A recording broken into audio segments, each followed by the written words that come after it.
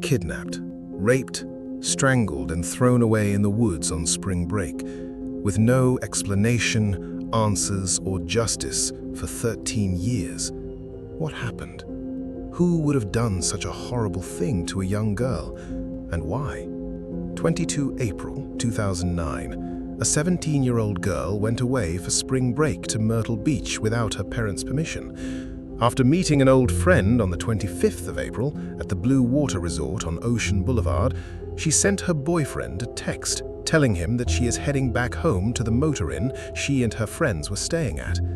That was the last time the world heard from Britney Drexel, a young star on the soccer field with big dreams and aspirations.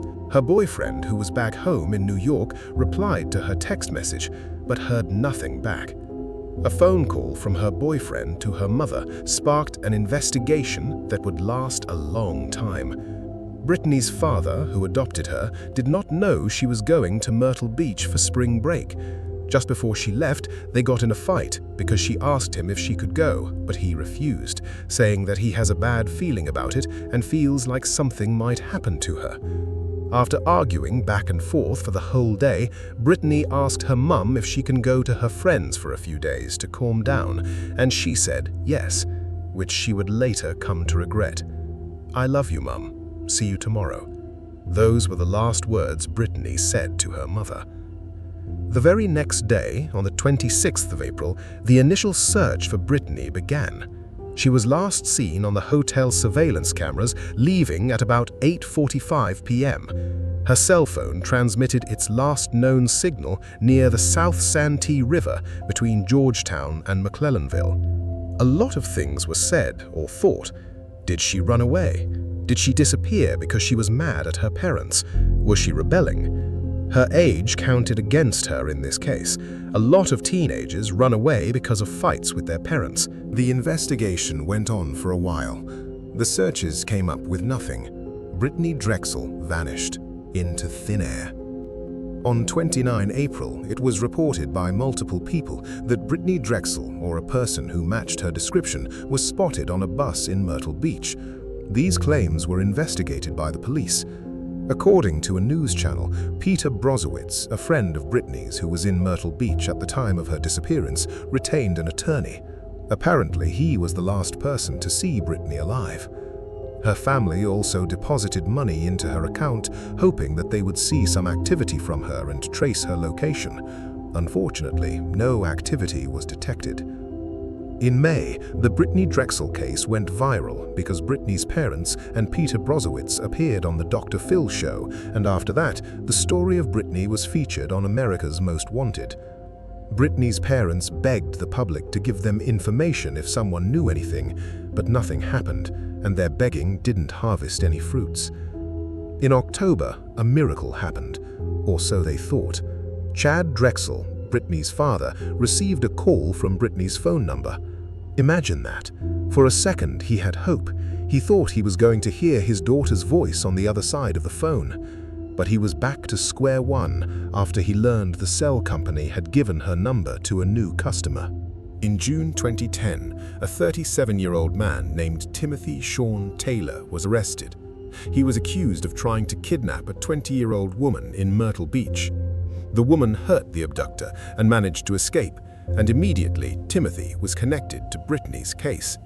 It made sense that it might have been the person they were looking for, and the Drexel family thought that justice is around the corner.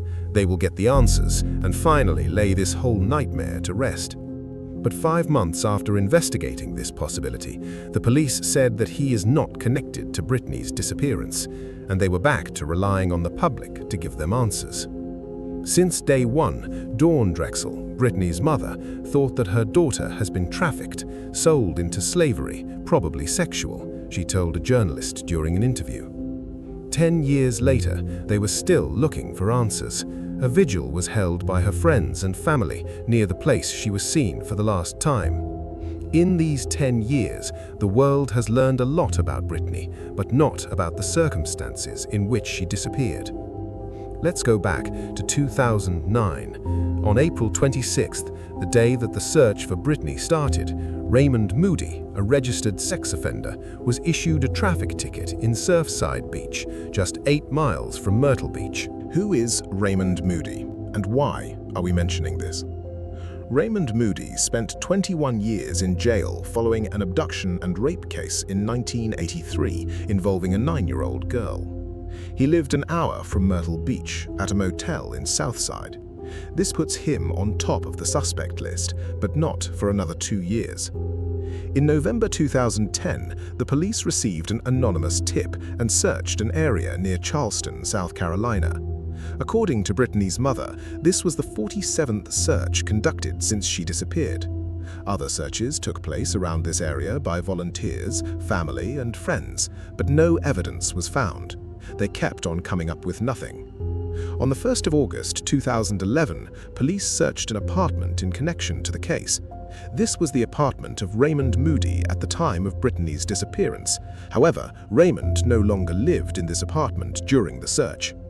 In 2012, Raymond Moody was identified as the primary suspect of the case. Although they didn't have any new information, he was a person of interest who has been identified during the case.